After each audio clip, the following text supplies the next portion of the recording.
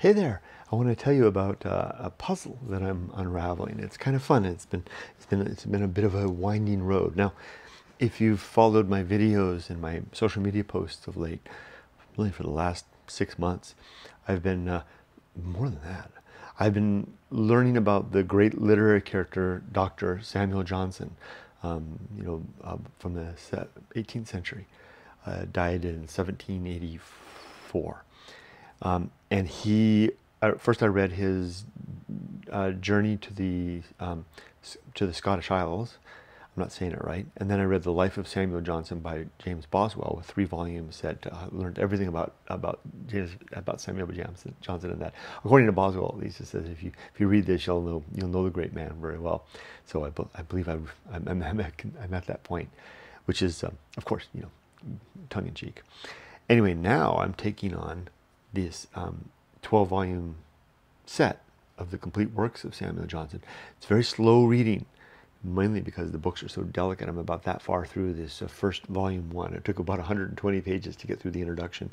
Look at that. Isn't that just beautiful? That's real gold in there, man. The lettering.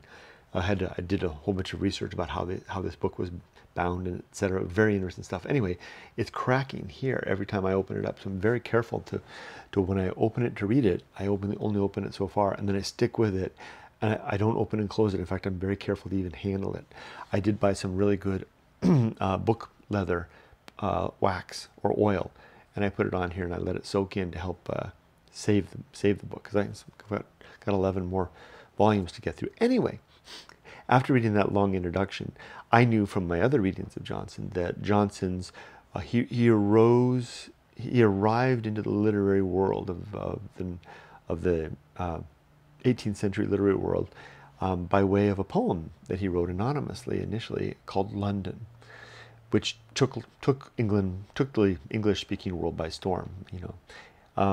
And it was none other than Alexander Pope himself who said, whoever the author is of this great poem, London was a poem, his identity can't possibly be hidden for long. And indeed it wasn't. It came out that it was then an unknown Samuel Johnson who was, I recognized immediately his genius, his, every age, in England had its poet laureates, its authors, its celebrities for writing, and he was immediately recognized as one of those, and he did not disappoint in the course of his life, and that's what I'm working to get through now, is his writings. I'm going to read every one of them. If it's going to take me a while. Anyway, the first of these is his poem London, which is the thing that brought the spotlight. I read it this week, sat here, read the thing. Zen, as they would say in Japanese, zen wakarimasen. I did not understand it. It was just right over my head. I just couldn't understand. I didn't understand the language. I understood the words mostly. He used a lot of big words. I didn't understand the references. I did because back then they would refer a lot to classical literature, classical religions. The Greek and the Roman gods, etc. You have to know, for example, when referencing Venus or Atlas. What does that reference? What are the characteristics of Venus or Atlas that bear weight on whatever is being referred to in here, or particular landmarks, noting Olympus. I'm just picking one out of the ether there. Lots of different place names that I don't know, famous places largely in Italy that have some meaning. I would have to look them up. So that's why it's very slow reading. And for example, when I'm reading this book, I don't do any of that. I don't do any of that lookup because I can't afford to close the book and then do the lookup and then reopen the book. That's too much wear and tear on this old book. So I just plow right through. So I got through London, and normally, if I would be reading it my normal way, I would have done the hard work of looking up the new language, looking up the literary references, looking up the biographical references. Lots of Johnson refers to people who the people at his time would have known, people from the century before, the 17th century, that they would have known. But I don't know who those people are. A lot of references to people that make up in the court of the king, and also in the government. I don't know who they are. So anyway, I didn't do any of that. As a result, I got through London and I didn't understand the poem. I literally didn't get it. The only part I got was the very first part where Johnson, I'm going to put this down because I don't want to be throwing it around. Johnson is talking about he's having an interview, so to speak, not a job interview, just a discussion with, to use the parlance of the time, an interview, just a meeting with Richard Savage, who was another kind of celebrated wild man. Well, Johnson was far from a wild man, at least in his older age. But during his years when he fraternized with Richard Savage when they were young and they were poor and they practically lived on the streets of London, didn't have a roof over their head. Johnson was another man then. Savage lived a different life. He did become famous, but he wound up leaving London. And Johnson, and that's the theme, Johnson used him in London as the centerpiece for leaving London. I got the first part where Johnson's sitting and talking with Savage about Savage's planned departure from London. I didn't get any of the rest. Now, my clue, given that I can't reopen it and do all that due diligence, I could look it up online, right? I could buy another copy and read it that way. I could, but that's not fun. I knew from reference that Samuel Johnson's London was based on an epic poem by a man named Juvenal. I think I'm pronouncing it right. It's spelt differently from Juvenile, but Juvenal, who was a Roman poet from living between the 1st and the 2nd centuries AD, I think it was, yeah. He wrote 16 satires, and satires were kind of, a way to describe that is kind of like commentaries. And in particularly his 3rd satire, which was a commentary on city life, and in particular, the elements of city life that might warrant one choosing to give up city life, particularly Rome. So Juvenile's 3rd satire, and all of his satires are interesting. We have a collection of 16. Not all of them survived.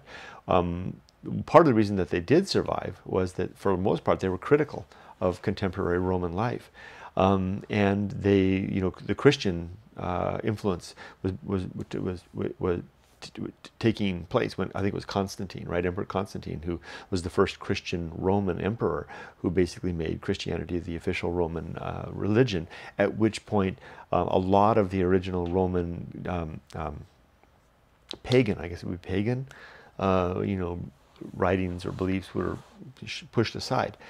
Satires, Juvenal satires survived largely because they were critical of the Roman way of life, right? Which would do well to try to further and encourage a new paradigm, right? The Christian paradigm. Anyway, they survived, and in particular, his third satire was the one that Johnson based his London off of. So I thought, oh well, if I can read and study Juvenal's 3rd parody, 3rd satire, then I'll understand the foundation of London, and then I might be able to go back and read it again and understand it. So I did that this morning. I read it. It's not as long as you would think, and now I understand what it was all about. Juvenal was writing about the crappy life that one lives in London. I mean, in Rome, in the 1st and 2nd century AD. And what really struck me was, now I get it. Now I understand what Johnson was writing about. What really struck me was how things don't change, right? The motivations and the reason that the friend of Juvenal's, and he names a friend, I can't remember it. His friend was the one that was leaving. He threw up his hands. I give up. I had enough of this.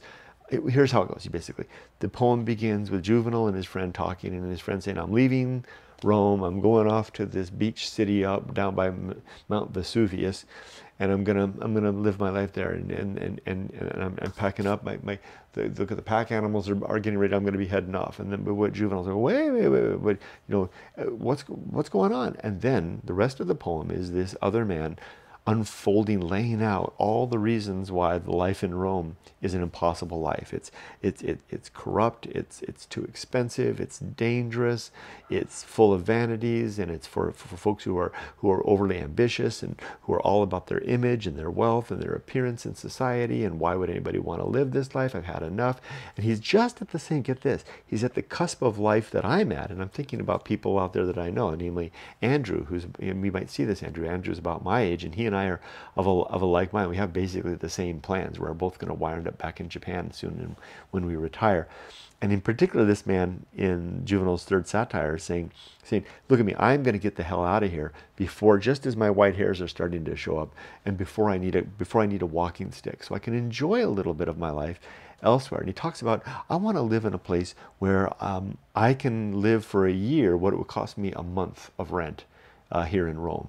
I want to live in a place where I can farm my own vegetables and eat from my own hands and my own produce, where I don't have to walk through the streets in the middle of the night and be ambushed by drunks and young men that are just rife with showing off their prowess, and they're going to beat me up in the streets, and where the only way that I can ever get ahead is if I can get the patronage of a rich man to whom I must kowtow, and the only way I can get anywhere with him is if I either swear some sort of allegiance to them, or I give I know some secrets about them, or that I can get a pension, and at the service of the government, and then of course sell my soul to the government in that capacity. He talks particularly about the dangers of the street, of buildings collapsing and burying people wholesale, of pots falling out of windows and hitting people in the head, and he talks about the traffic. Even he talks about trying to muscle your way through the streets of Rome with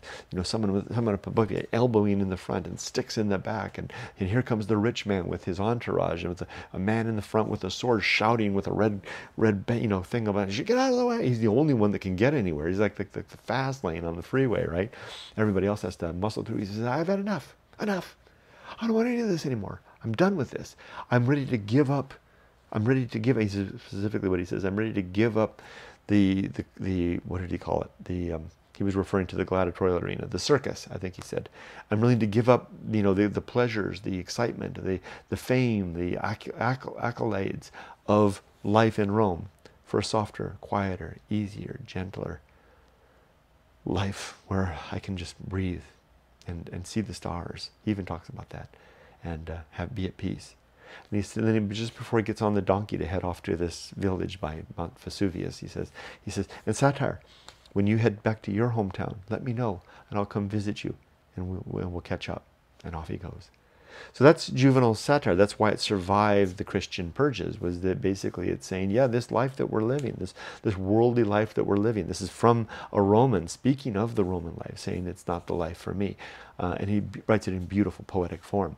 Now I understand what London was based on. Now I understand the character that Richard Savage was playing in this. And now I understand why the only part of this that I understood was the interview, like I said before, between Johnson and Savage up front, talking about Savage's going to leave London, because London, of course, is the jewel in the world crown of cities in the 18th century, or one of them at least, one of the shining ones. And he's going to leave. He's been there. He's had enough. It's time for him to go. He's going to have a quiet, simple life, which he in fact did. What I didn't understand was that what then followed was the parade of Savage's disparaging comments about the life of London, which really surprised me in a way, because Johnson was one who later quoted in Life that when a man is tired of London, he's tired of life. When he's had enough of London, he's had enough of life. Johnson never did tire of that. He was always one to want to bathe in the warm glow of life in London at that time. Nevertheless, London, the poem, struck a chord with those who understood the sentiments that Juvenal was trying to share in his poem, in the third satire. And for me now, 250 years further on from Johnson's time, I totally get it, and I totally feel exactly the way that Savage and Juvenal's friend did when they made their announcement about getting to go. In fact, I'm even writing on my website now a page about my wife and I planning to escape from our London, our Rome at this time, to find the simple, settled life in a more of a small-time community, even maybe even a village in Japan. There you go. So next step, picking it up carefully. Now that I've read it once, studied the poem from which it was based on, I'm ready to strike it again. This time I won't be able, again, I won't be able to look up all the things along the way, but I will be able to read it at least informed, forwardly informed, informed ahead of time of what the basis of the poem London is and what its message might be. Here we go. So, hey, take care.